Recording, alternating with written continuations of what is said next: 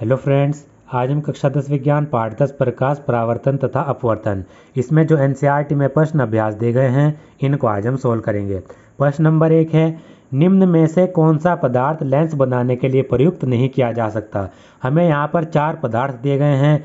इन पदार्थ में से हमें बताना है कि कौन सा पदार्थ लेंस बनाने के लिए इस्तेमाल नहीं किया जाता। तो इसके लिए हमें एक प्रॉपर्टी याद रखनी है। लेंस बनाने के लिए जो पदार्थ यूज़ किया जाता है उस पदार्थ में से जो प्रकाश होता है वो आर पार हो जाता है। तो आप यहाँ पर देख सकते हैं जल हमें दिया गया है। अगर जल में से प्रकाश आर पार हो सकता है तो जल का इस्तेमाल लेंस बनाने के लिए किया जा सकता है। तो हम देखते हैं कि जो जल है उससे प्रकाश आर पार हो सकता है, तो जल का इस्तेमाल लेंस बनाने के लिए किया जा सकता है। इसी तरीके से कांच है, कांच में से भी जो प्रकाश है वो आर पार हो सकता है, तो कांच का इस्तेमाल भी लेंस बनाने के लिए किया जा सकता है। इसी तरीके से प्लास्टिक, तो कुछ प्लास्टिक ऐसी होती हैं जिनसे प्रकाश आर पार हो सकता है। उन पर्टिकुलर जो प्लास्टिक हैं उन प्लास्टिक का इस्तेमाल भी लेंस बनाने के लिए किया जाता है। तो हम जल से भी, कांच से भी, प्लास्टिक से भी लेंस बना सकते हैं। लेकिन अगर हम देखें यहाँ पर चौथा जो ऑप्शन है मिट्टी, मिट्टी से प्रकाश आर पार नहीं हो सकता, तो हम मिट्टी का इस्तेमाल लेंस बनाने के लिए नहीं कर सकते। तो इसका उत्तर है मिट्टी, यानी डी ऑप्शन, मिट्टी का इस्तेमाल हम लेंस बनाने के लिए नहीं कर सकते। अब यहाँ पर दूसरा प्रश्न है, किसी बिंब का अवतल दर्पण द्वारा बना प्रतिबिंब आभासी, सीधा तथा बिंब से बड़ा पाया गया। वस्तु की स्थिति कहाँ होनी चाहिए। हमारे पास अवतल दर्पण दिया गया है। अब जो ये अवतल दर्पण है ये एक बिंब यानी कोई वस्तु है जिसको हम बिंब कहते हैं। अवतल दर्पण के द्वारा किसी बिंब का जो प्रतिबिंब बन रहा है यानी किसी वस्तु की जो इमेज बन रही है वो प्रतिबिंब आभासी है, सीधा है और वो प्रतिबिंब बिंब से बड़ा है। प्रश्न को समझिए, यानी हमारे पास एक अवतल दर्पण दिया गया है। ये हमारे पास क्या है, एक अवतल दर्पण। अब जो ये अवतल दर्पण है इसके सामने कोई एक यहाँ पर बिंब रखा गया है, कोई वस्तु रखी गई है। अब ये जो अवतल दर्पण है ये इस वस्तु यानी बिंब की जो प्रतिबिंब बना रहा है वो प्रतिबिंब आभासी है, सीधा है और बिंब से बड़ा है, यानी इस बिंब का जो प्रतिबिंब बन रहा है वो बिंब से बड़ा पाया गया। तो हमें ये बताना है कि वस्तु की स्थिति कहाँ होनी चाहिए जिससे कि जो प्रतिबिंब है वो आभासी बने, सीधा बने और बिंब से बड़ा बने। तो अवतल दर्पण के केस में हमने सिर्फ एक ही केस देखा था। वो क्या था कि जब हम बिंब को ध्रुव तथा मुख्य फोकस के बीच में रखते हैं तो उसी केस में जो प्रतिबिंब बनता है वो आभासी बनता है। मैं आपको दिखा देता हूँ। यहाँ पर पेज नंबर 181 पर ये टेबल दी गई है। इस टेबल में देखिए, ये टेबल है हमारी अवतल दर्पण की। अवतल दर्पण में अगर हम देखें बिंब को अनंत पर रखें तो प्रतिबिंब वास्तविक बनता है। तो आप यहाँ पर अगर ये 5 केस देखें, यहाँ पर आप देख सकते हैं ये शुरू के जो 5 केस हैं इनमें जो प्रतिबिंब बन रहा है वो वास्तविक बन रहा है। लेकिन इसमें जो ये छठा केस है, इस छठे केस में जो बिंब है जब हमने उसको ध्रुव पर रखा, ध्रुव और फोकस के बीच में रखा, तो इस छठे केस में क्या हो रहा है, जो हमारा प्रतिबिंब बन रहा है वो आभासी बन रहा है। तो यही इसका उत्तर है। यानी जब हम बिंब को ध्रुव और फोकस के बीच में रखेंगे तो हमारा जो प्रतिबिंब बनेगा वो आभासी बनेगा और सीधा बनेगा और साथ ही साथ वो बिंब से बड़ा बनेगा। इसका डायग्राम देखिए, इसका डायग्राम यहाँ पर दिया गया है पेज नंबर 183 पर। ये हमारा अवतल दर्पण है। हमने क्या किया, इस अवतल दर्पण में ये हमारा फोकस और ये हमारा यहाँ पर क्या है, ध्रुव। फोकस और ध्रुव के बीच में हमने एक बिंब रखा। यहाँ पर ए बी हमारा क्या है, बिंब है। अब अगर हम इससे क्या करें, इसका किरण आरेख बनाएं तो यहाँ पर एक किरण गई, यहाँ पर ये मुख्य फोकस यहाँ पर ध्रुव से टकराई, जिस एंगल से गई थी, जिस कोण से गई थी उसी कोण से ये निकल गई। यहाँ पर ये दूसरी हमारी किरण है, यहाँ पर ये यहाँ पर टकराई। तो ये हमारी जो ये किरण है ये हमें ऐसा लग रहा है ये किरण जैसे कि वक्रता केंद्र से आ रही हो। तो वक्रता केंद्र से जो किरण आती है वो उसी एंगल से वापस चली जाती है। तो यहाँ पर ये टकराई, ये यहाँ से टकराने के बाद सीधे वापस निकल जाएगी। अब हम इन दोनों किरणों को अगर पीछे खींचें, यहाँ पर हमने इसको पीछे किया, यहाँ से ये इसी कोण से निकली थी, तो हमने इसको पीछे ड्रॉ किया। तो यहाँ पर हम देखते हैं ये दोनों किरण यहाँ पर मिलती हुई दिखाई दे रही हैं। तो यहाँ पर बनेगा हमारा प्रतिबिंब। और आपको पता है किसी भी दर्पण के पीछे जो प्रतिबिंब बनता है वो प्रतिबिंब कैसा होता है? आभासी होता है। यानी बिंब इधर है, प्रतिबिंब दर्पण के पीछे बन रहा है, तो ये प्रतिबिंब हमारा आभासी बनेगा।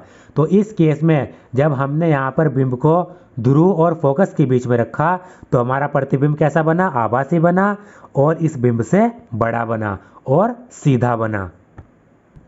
तो यहाँ पर दूसरे का उत्तर क्या हुआ? डी। जब हम बिंब को दर्पण के ध्रुव तथा मुख्य फोकस के बीच में रखेंगे तो हमारा प्रतिबिंब आभासी, सीधा और बिंब से बड़ा बनेगा। प्रश्न नंबर 3 है, किसी बिंब का वास्तविक तथा समान साइज का प्रतिबिंब प्राप्त करने के लिए बिंब को उत्तल लेंस के सामने कहाँ रखें? हमारे पास उत्तल लेंस दिया गया है, उत्तल लेंस के सामने हमारा बिंब है। अब जो ये बिंब है, ये जो प्रतिबिंब बना रहा है वो प्रतिबिंब वास्तविक बने और जितना साइज का हमारा बिंब है उतने ही साइज का हमारा प्रतिबिंब बने। तो इस प्रकार के प्रतिबिंब को बनाने के लिए हमें बिंब को उत्तल लेंस के सामने कहाँ पर रखना है ये हमें बताना है। तो इसका पहले हम किरण आरेख देख लेते हैं। तो यहाँ पर देखिए हमें क्या दिया गया है? उत्तल लेंस। उत्तल लेंस यहाँ पर हम बना लेते हैं। इस प्रकार से हमने ये यहाँ पर उत्तल लेंस बनाया। ये उत्तल लेंस का यहाँ पर ये प्रकाशिक केंद्र होता है जिसको हम O से लिखते हैं। और यहाँ पर ये फोकस दूरी और यहाँ पर ये f2 2f1 यानी फोकस दूरी की दुगनी। इसी तरीके से यहाँ पर ये f2 दूसरी फोकस दूरी और दूसरी फोकस दूरी का दुगना यानी 2f2। अब हमने देखा था जब उत्तल लेंस के केस में जब हम जो हमारा बिंब है उसको हम 2f1 पर रखते हैं यानी फोकस दूरी के दुगने पर रखते हैं तो हमारे जो प्रतिबिंब बनता है वो कहाँ पर बनता है? 2f2 पर। इसका अगर हम किरण आरेख बनाए, इस बिंब से एक किरण आई, किरण आने के बाद वो कहाँ से निकल गई? f2 से निकल गई, क्योंकि समांतर जो किरण आती है वो f2 से निकलती है उत्तल लेंस से होकर। इसी तरीके से दूसरी किरण ये हमारे प्रकाशिक केंद्र से जाएगी, प्रकाशिक केंद्र से ये ऐसे ही आगे निकल जाएगी। तो यहाँ पर कहाँ पर काटेगी? 2f2 पर। तो यहाँ पर ये एक दूसरे को कट कर रही हैं। जहाँ पर ये एक दूसरे को कट कर रही हैं वहाँ पर हमारा प्रतिबिंब बनेगा। तो इस केस में हम देखते हैं जब हमने बिंब को फोकस दूरी के दुगने पर रखा था यानी 2f1 पर रखा था तो हमारा जो प्रतिबिंब है यानी ये वाला, ये प्रतिबिंब हमारा कहाँ बन रहा है? 2f2 पर बन रहा है। अगर ये हमारा जो बिंब है इसका साइज मान लीजिए 6 सेंटीमीटर है तो हमारा जो ये प्रतिबिंब बनेगा उसका साइज भी 6 सेंटीमीटर ही होगा। तो इससे हमें क्या पता चला? इससे हमें पता चला जब हम बिंब को फोकस दूरी के दुगने पर रखते हैं तो हमारा जो प्रतिबिंब है वो समान साइज का बनता है, यानी जितने साइज का बिंब उतने ही साइज का हमारा प्रतिबिंब बनेगा। और यहाँ पर जो ये प्रतिबिंब बनता है ये हमारा वास्तविक बनता है। तो इसका उत्तर क्या हुआ? इसका उत्तर हुआ फोकस दूरी का दुगना। तो इसका उत्तर है बी। यहाँ पर हमने बिंब को कहाँ पर रखा? फोकस दूरी का दुगना। ये एक फोकस दूरी, इसकी दुगनी फोकस दूरी 2f1। बिंब को यहाँ पर रखा तो जो प्रतिबिंब बना वो समान साइज का बना और वास्तविक बना। प्रश्न नंबर 4, किसी गोलीय दर्पण तथा किसी पतले गोलीय लेंस दोनों की फोकस दूरियां -15 सेंटीमीटर हैं। दर्पण तथा लेंस संभवतः हैं। हमें एक गोलीय दर्पण दिया गया है और इसी तरीके से एक गोलीय लेंस दिया गया है। जो गोलीय दर्पण है उसकी फोकस दूरी भी -15 सेंटीमीटर है और जो हमें गोलीय लेंस दिया गया है उसकी फोकस दूरी भी -15 सेंटीमीटर है। तो हमें बताना है दर्पण हमारे पास कौन सा है और लेंस हमारे पास कौन सा है, इसका प्रकार हमें बताना है। इसको करने से पहले आपको कुछ चीज़ें याद रखनी है। वो क्या हैं? अगर हमारे पास मान लीजिए अवतल दर्पण है और दूसरा हमारे पास उत्तल दर्पण है, दर्पण हो चाहे लेंस हो, दोनों के केस में यही होगा, दर्पण या फिर लेंस। इसी तरीके से उत्तल दर्पण या फिर लेंस, कुछ भी हो। अवतल दर्पण के केस में क्या होगा या लेंस के केस में क्या होगा, जो हमारी बिंब की दूरी है, बिंब की दूरी को हम u से लिखते हैं, बिंब की दूरी भी नेगेटिव में होगी यानी ऋणात्मक होगी, माइनस में। बिंब अवतल दर्पण हो चाहे अवतल लेंस हो, बिंब की दूरी हमेशा हम नेगेटिव में लेंगे, माइनस में लेंगे। इसी तरीके से जो फोकस दूरी है f, वो भी हमेशा हम नेगेटिव में लेंगे, माइनस में लेंगे। इसी तरीके से अवतल दर्पण या अवतल लेंस के केस में जो हमारे पास v है, v क्या होता है, प्रतिबिंब की दूरी। प्रतिबिंब की दूरी भी नेगेटिव में होती है। अवतल दर्पण या फिर अवतल लेंस के केस में यहाँ पर बिंब की दूरी, फोकस दूरी, प्रतिबिंब दूरी तीनों की तीनों माइनस में होती है। जबकि उत्तल दर्पण या फिर उत्तल लेंस के केस में जो हमारी बिंब की दूरी होती है वो नेगेटिव में, जो हमारी फोकस दूरी होती है वो पॉजिटिव होती है, धनात्मक होती है। इसी तरीके से जो हमारी यहाँ पर प्रतिबिंब की दूरी है वो भी पॉजिटिव में होती है। तो अगर आप ये याद रखेंगे तो इससे क्वेश्चन आसानी से हो जाएगा।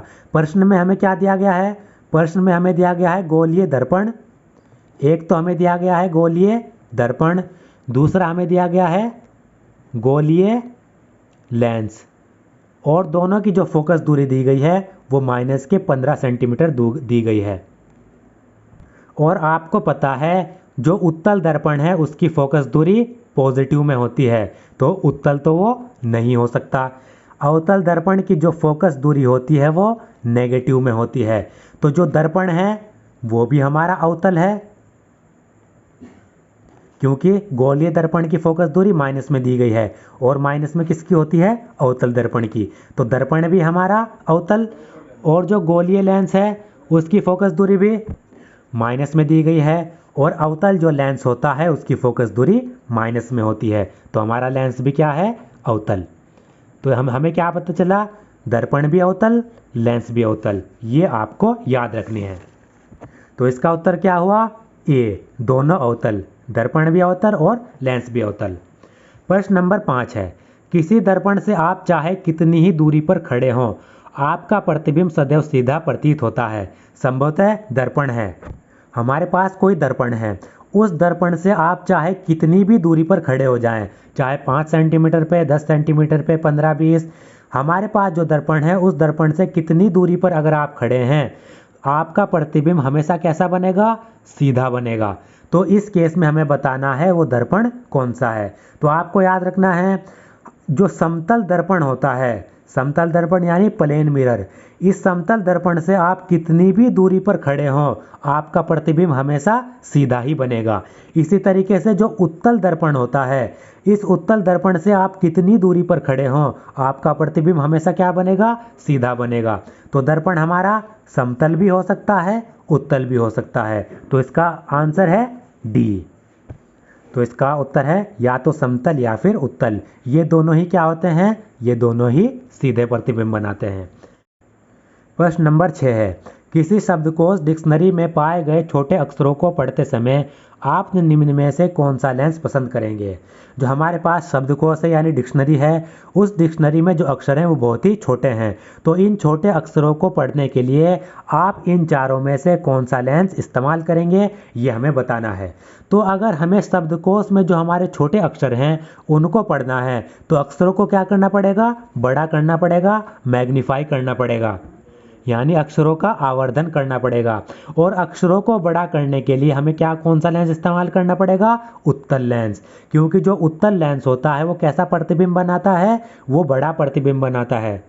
क्योंकि उत्तल लेंस में जब हम किसी बिंब को वक्रता, त्रिज्या और फोकस दूरी के बीच में रखते हैं तो वो प्रतिबिंब कैसे बनाता है, प्रतिबिंब वो बड़ी बनाता है, यानी प्रतिबिंब का साइज क्या हो जाता है, बड़ा हो जाता है, यानी वो क्या करता है, आवर्धन करता है, मैग्निफिकेशन करता है। तो इससे हमें पता लग गया इसमें अवतल लेंस तो यूज नहीं होगा, अवतल लेंस का इस्तेमाल हम नहीं करेंगे। हम कौन से लेंस का इस्तेमाल करेंगे, उत्तल लेंस का। अब इसमें देखना है हमें 50 सेंटीमीटर फोकस दूरी का उत्तल लेंस यूज करना है या फिर 5 सेंटीमीटर फोकस दूरी का उत्तल लेंस यूज करना है, इन दोनों में से हमें बताना है। तो इसमें आपको एक पॉइंट याद रखना है, वो पॉइंट क्या है, वो पॉइंट है कि लेंस की जो फोकस दूरी जितनी ज़्यादा कम होगी, लेंस की फोकस दूरी जितनी कम होगी उतनी ज़्यादा लेंस की क्षमता होगी। यानी अगर लेंस की फोकस दूरी कम है तो लेंस की पावर ज़्यादा है, लेंस की क्षमता ज़्यादा है। और लेंस की क्षमता जितनी ज़्यादा होगी उतना ज़्यादा वो क्या करता है, साइज को बड़ा कर देता है, उतना ज़्यादा वो आवर्धन करता है। क्योंकि लेंस की क्षमता हमने पढ़ी है पावर, पी को क्षमता को हम पी से डिनोट करते हैं, P इक्वल टू 1/f। यानी यहाँ पर ये क्या है, जो हमारी लेंस की क्षमता है वो फोकल लेंथ के यानी फोकस दूरी के इन्वर्सली प्रोपोर्शनल है। इसका मतलब क्या है, इसका मतलब है फोकस दूरी जितनी कम होगी, फोकस दूरी जितनी कम पावर उतनी ज़्यादा होगी। और पावर जितनी ज़्यादा होती है उतना ज़्यादा वो क्या कर देता है, मैग्निफिकेशन कर देता है, यानी आवर्धन कर सकता है। तो इन दोनों में देखिए किसकी फोकस दूरी कम है। यहाँ पर ये 50 सेंटीमीटर, ये 5 सेंटीमीटर, तो इस वाले लेंस की फोकस दूरी कम है, इसकी फोकस दूरी कम तो इसकी क्षमता ज़्यादा।